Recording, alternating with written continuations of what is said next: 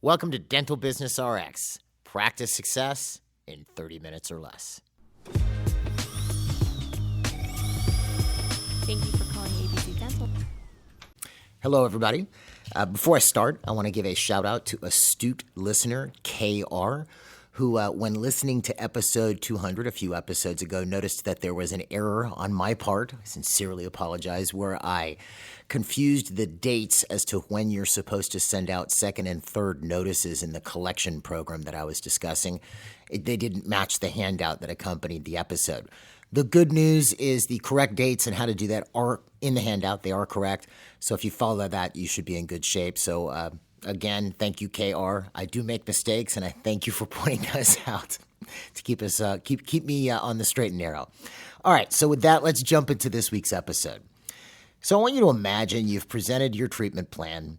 The patient wants to proceed and goes off with your treatment coordinator to work out financial arrangements. Now, during the presentation, when the patient balked at the cost, you assured them that you had several payment plan options that would make their treatment completely affordable. So they go off with your treatment coordinator, and a little later in the day, you happen to see your treatment coordinator again, and you ask what happened and when you're seeing this patient. Well, it turns out you're not. They were disapproved for financing. When you ask what happened next, you find out that the patient was pretty down about being disapproved, felt pretty bad, and said they were going to look around and see if they could find a less expensive treatment option. So then the month goes on and you look at your numbers, and at the end of the month, you notice they're nowhere near where you wanted to be. When you question your office manager or treatment coordinator about this, because it feels like you presented quite a bit of treatment this past month, they tell you it was due to too many disapprovals or denials, whatever verbiage you use in the practice. Frustrated, you imagine that the solution to this must be finding higher quality new patients, or maybe at the extreme, and I've seen this, you consider that moving to a more affluent area is the solution to your collections woes. You know, patients in your area just can't afford high-end quality treatment. Does any of this sound familiar? If so, you're not alone. We've heard variations of this same story for the past 25 years. So if you're not in an area with a median annual income in excess of $90,000 to $100,000, are you just screwed, for lack of a better way of saying it? Well, absolutely not.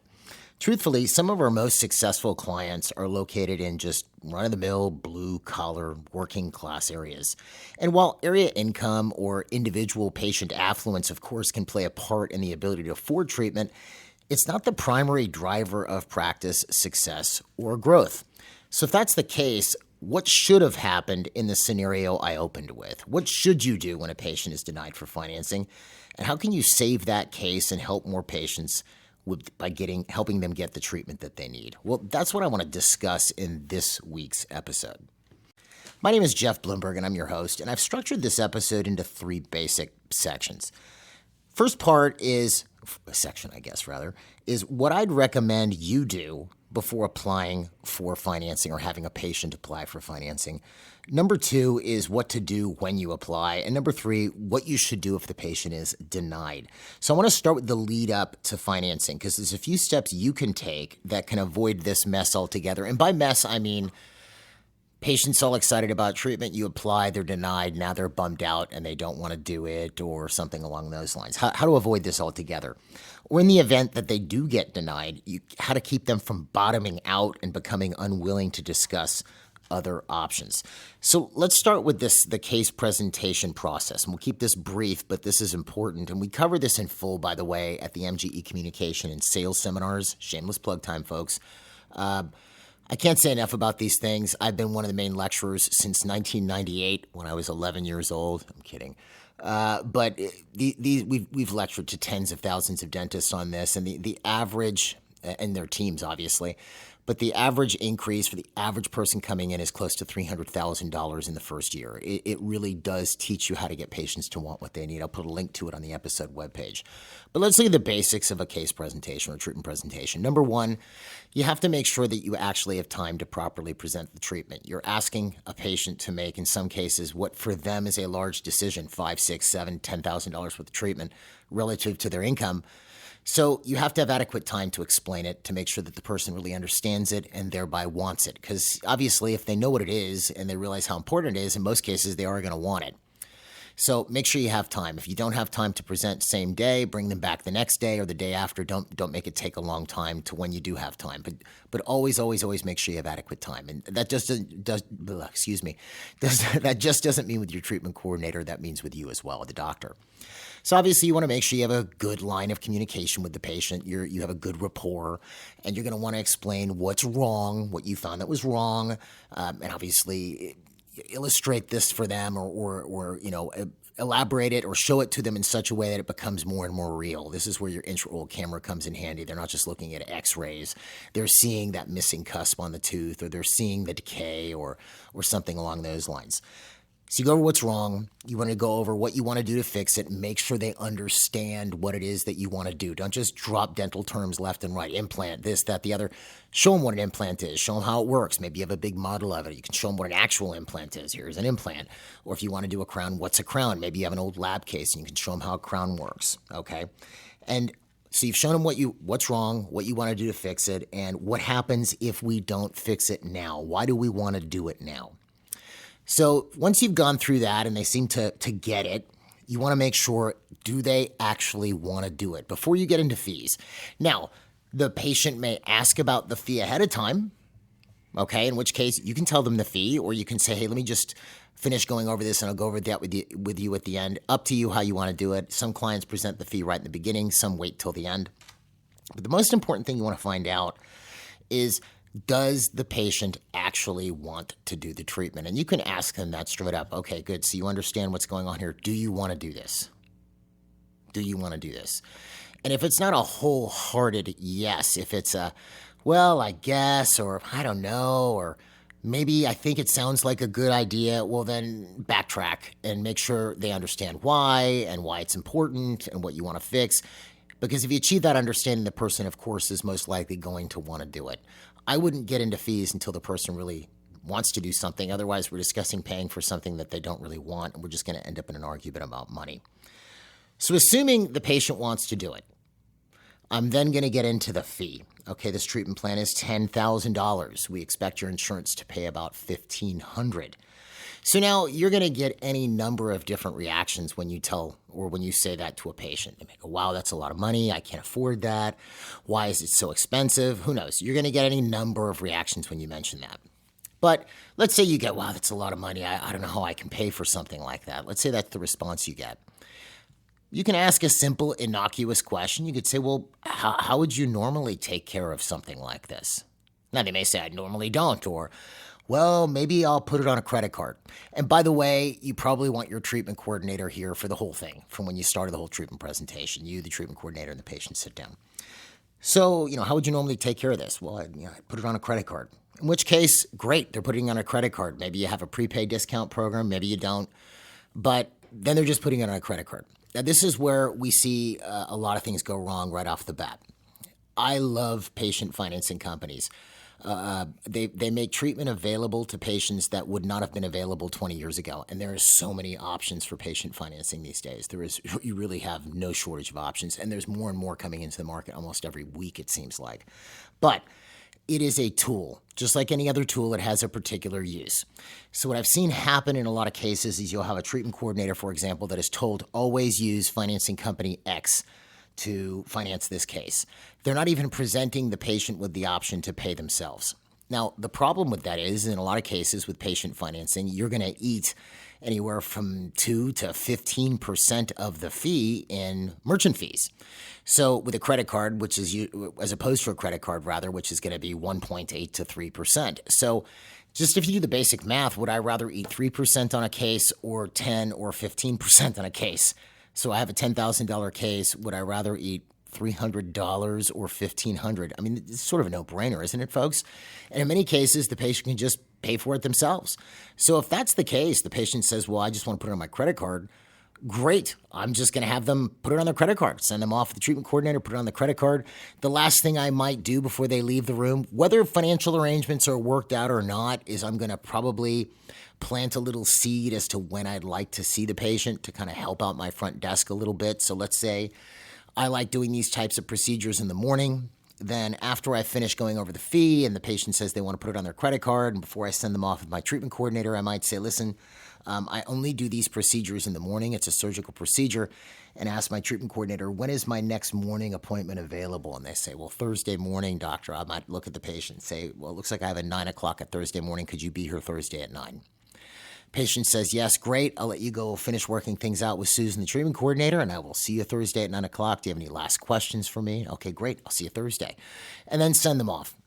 Now, am I putting them in the book at that point? Probably not, but my treatment coordinator will tell scheduling to hold that slot until they're done with this treatment presentation. This way I make sure if I want to do primary time in the mornings, my bigger procedures, I'm helping to maintain a degree of control over that so that, I have some control over when I'm producing. So I've sent them off with the treatment coordinator, and then they finish paying, and then we're done, right? But let's say I ask them, well, how would you normally pay for something like this? And they say, I want to put it on a credit card. And then they finally ask, well, I really don't like having that much sitting on my credit cards. Could I do a payment plan? Okay.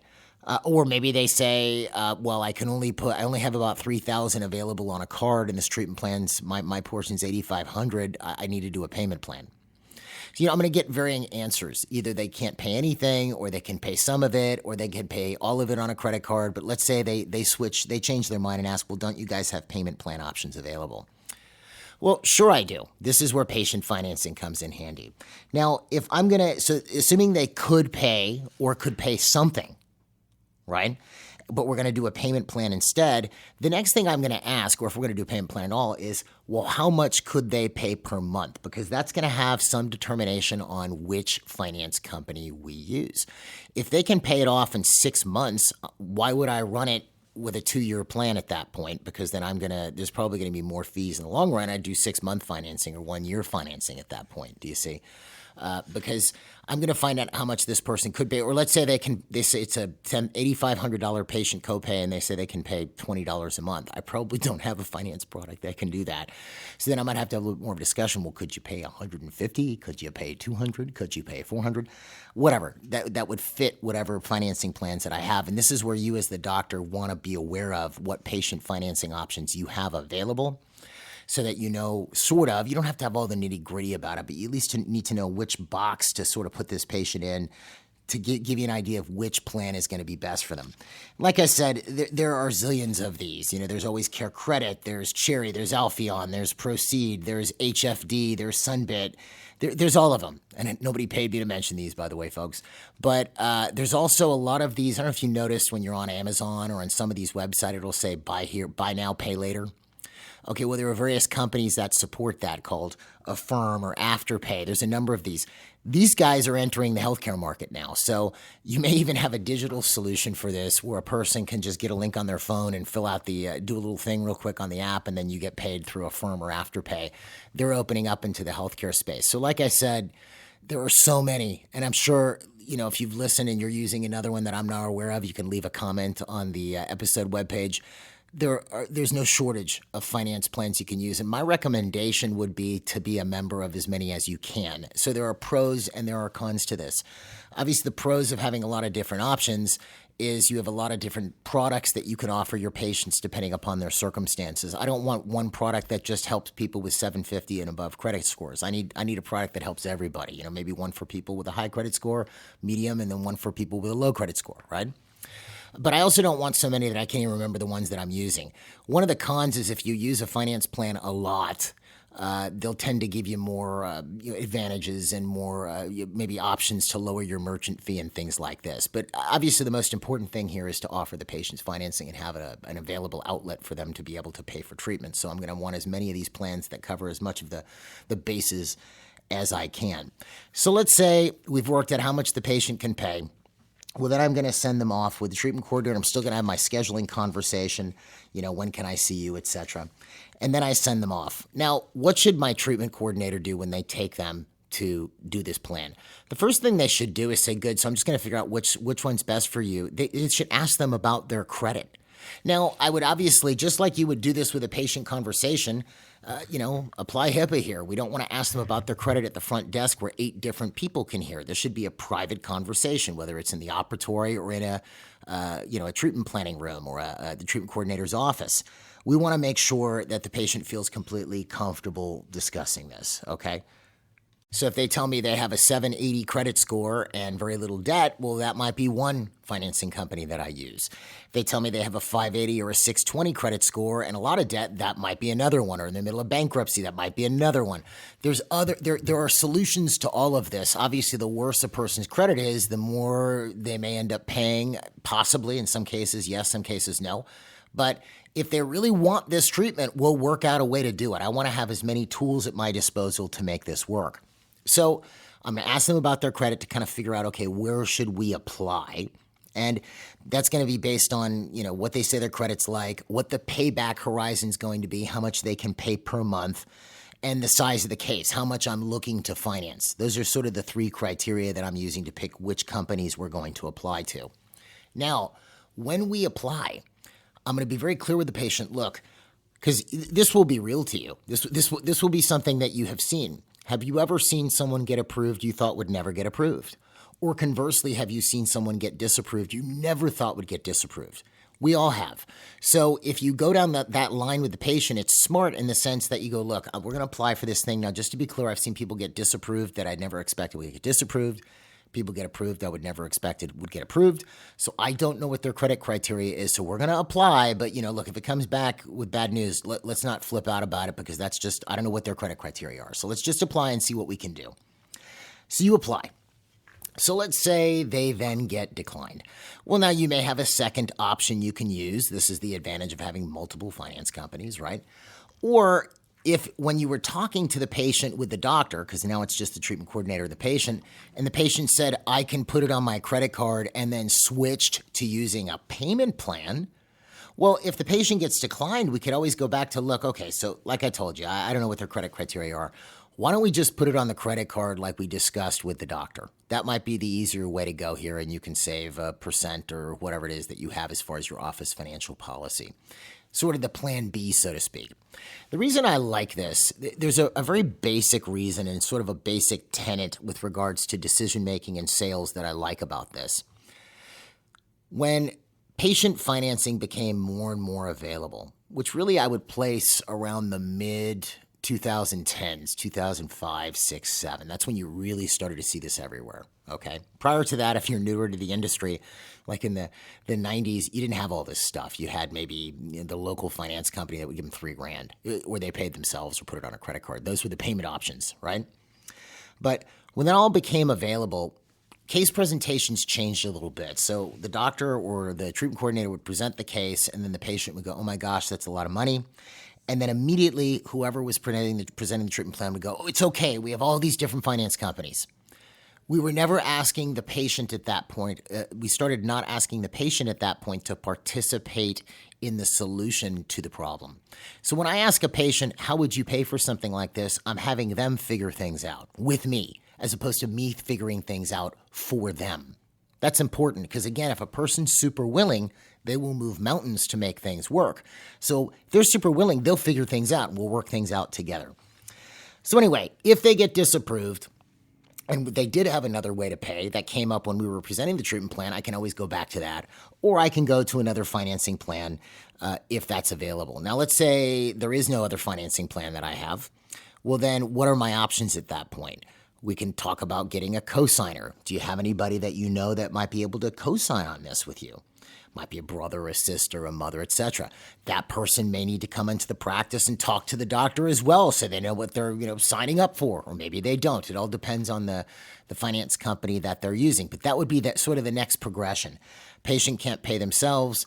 Patient can't qualify for financing. Now I'm going to move on to a cosigner, and that it's going to be more work than if the patient had just put it on a credit card, but we're doing this to get the patient to get the treatment they need, and some cases are easy and some cases are not.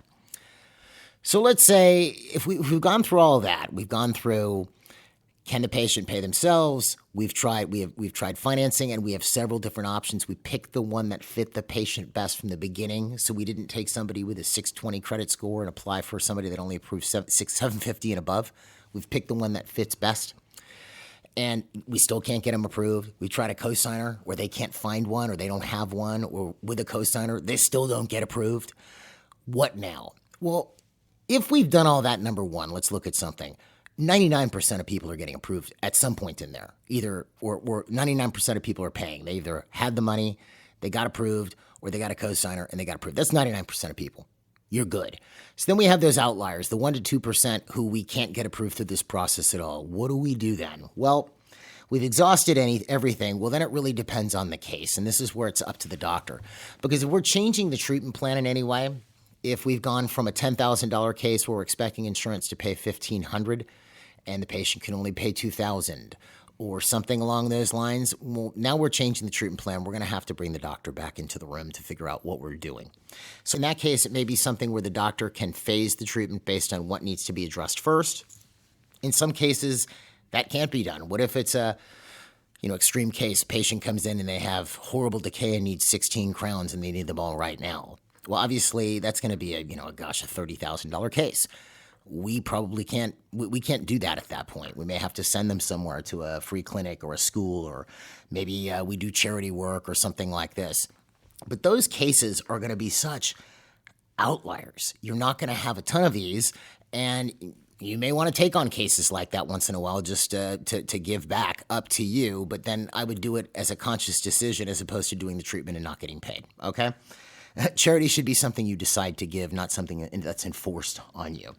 But the idea is that if we've done all these prior steps and we've been smart about the way that we're doing it, at some point the patients either had the money to pay, they could pay part of it and pay the rest at the end of the month, or we could use some form of patient financing instrument, which, there are so many out there. There are ones where you can finance somebody where you get almost approved 100% of the time.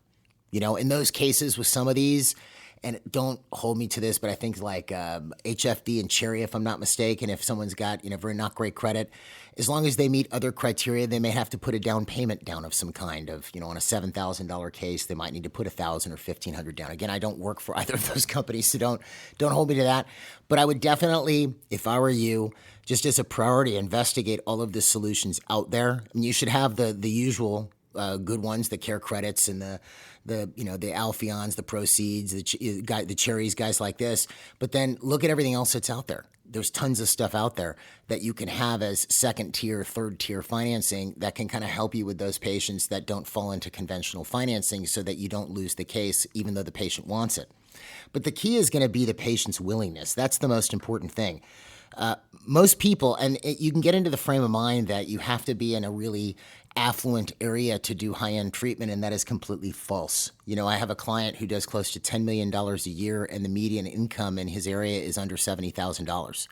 And he does mainly full arch cases. He does $4 or $5 million a year in full arch cases.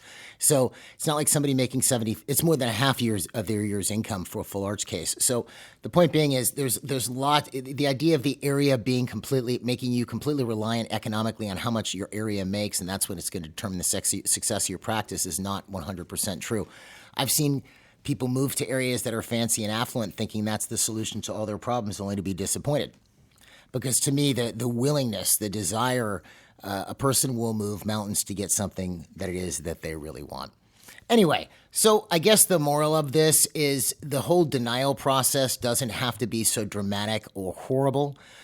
If you do the stuff earlier on, especially because what you don't want is you don't want to have this discussion, throw these solutions at them, have them get denied, because then usually they're not in the frame of mind of discussing alternative solutions. So if you kind of work your way all the way through with these steps that I was mentioning throughout the episode, you should be able to avoid the patient losing the willingness to keep discussing a way to get the treatment that it is that they need.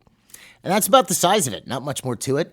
Again, like I said, it's in my experience what you do before you apply that's most critical. And I hope all this helps. I definitely recommend that you learn with the sales and communication seminars to be able to present treatment more effectively. I have the link to that on the episode webpage. And if you have any questions about any of this stuff, please feel free to reach out to me at my email, jeffb@mgeonline.com. We'll put that on the episode webpage as well. Happy to answer your questions about this stuff. Folks, have a great week, and we will see you at the next episode.